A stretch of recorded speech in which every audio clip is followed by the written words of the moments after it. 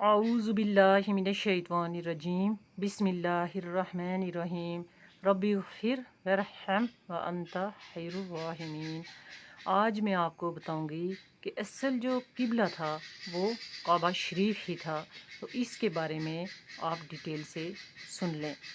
اس کی وجہ یہ تھی کہ اصل قبلہ کعبہ شریف ہی تھا، کیونکہ آدم علیہ السلام سے لے کر حضرت ابراہیم علیہ السلام اور موسیٰ علیہ السلام تک وہی کعبہ قبلہ رہا۔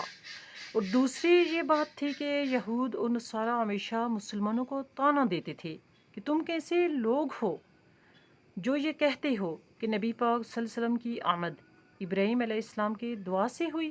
اس ابراہیم علیہ السلام کی دعا سے، جس نے کعبے کو قبلہ بنایا تھا، اور تم یہ یقین کرتے ہو کہ نبی پاک صلی اللہ علیہ وآلہ وسلم حضرت ابراہیم علیہ السلام کی دعا سے اس لیے مبعوث ہوئے ہیں کہ لوگوں کو آداب زندگی سکھائیں،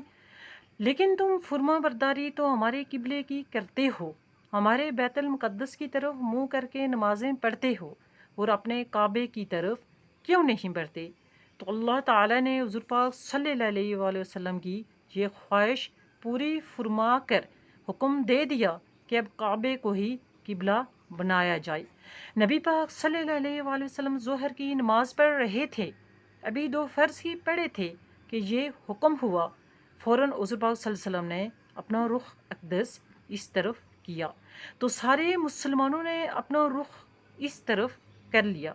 نبی پاک صلی اللہ علیہ وآلہ وسلم کو اس بات سے غرض نہیں تھی کہ کعبہ کون سا ہے یا کس طرف ہے۔ حضور پاک صلی اللہ علیہ وآلہ وسلم کو تو اللہ تعالیٰ کا حکم ماننے سے غرض تھی کہ جب بیت المقدس کی طرف حکم ہوا تو بیت المقدس کی طرف رخ کر کے نمازیں پڑھیں، اور جب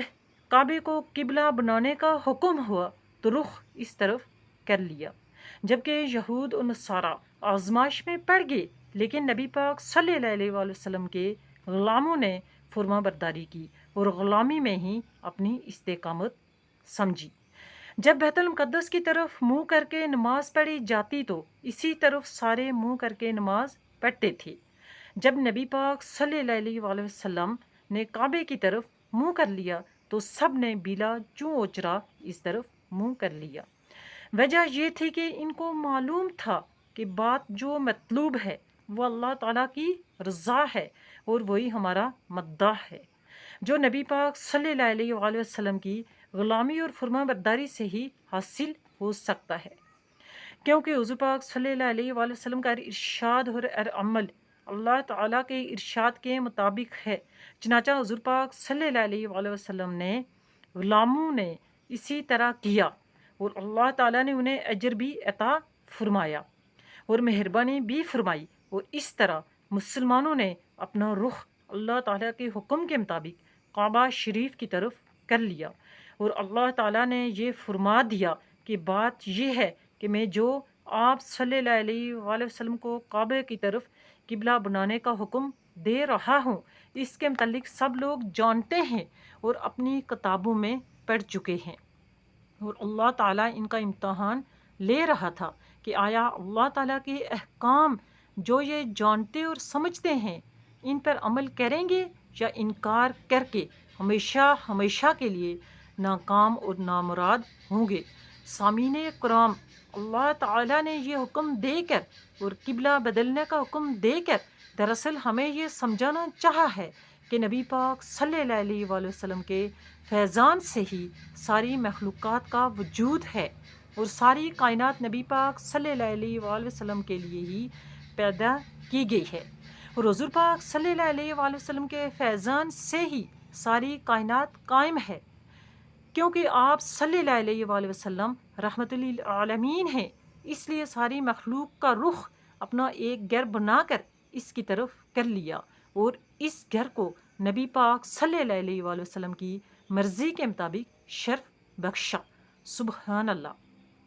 یعنی اگر حضور پاک صلی اللہ علیہ وآلہ وسلم کی مرضی ہے تو وہ کعبہ ہے، اور اگر حضور پاک صلی اللہ علیہ وسلم کی مرضی نہ ہوتی تو وہ کعبہ نہ ہوتا۔ یعنی حضور پاک صلی اللہ علیہ وسلم کی مرضی ہی کعبے کو عزت اور شرف بخشنے والی ہے۔ حضور پاک صلی اللہ علیہ وآلہ وسلم نے چاہا کہ کعبے کو عزت ملے اور سب لوگ اس طرف منہ کریں، تو سب لوگوں کو حکم ہو گیا کہ اس طرف منہ کریں۔ چنانچہ حضور پاک صلی اللہ علیہ وسلم ہی آئے اور حضور پاک صلی اللہ علیہ وسلم نے ہی اپنے ہاتھوں سے کعبے کو پاک کیا اور بتوں کو اٹھا کر پھینک دیا۔ تو اس کی تفصیل یہ ہے کہ جو پہلے بیت المقدس تھا اور حضور پاک صلی اللہ علیہ وسلم کی مرضی سے اور رضا سے کعبے کو ہی قبلہ بنایا گیا۔ اس طرح کی پیاری اسلامی معلومات کو سمجھنے کے لیے، جاننے کے لیے اس چینل کو سبسکرائب کر لیں، تاکہ میری آنے والی جتنی بھی اس طرح کی جو اسلامی معلومات ہوتی ہیں وہ آپ تک پہنچتی رہیں۔ آپ ایسی معلومات کو آگے پہنچائیں، صدقہ جاریہ کا ثواب حاصل کریں اور دین و ایمان میں اپنا حصہ ڈالیں۔ السلام علیکم ورحمۃ اللہ وبرکاتہ و مغفراتہ۔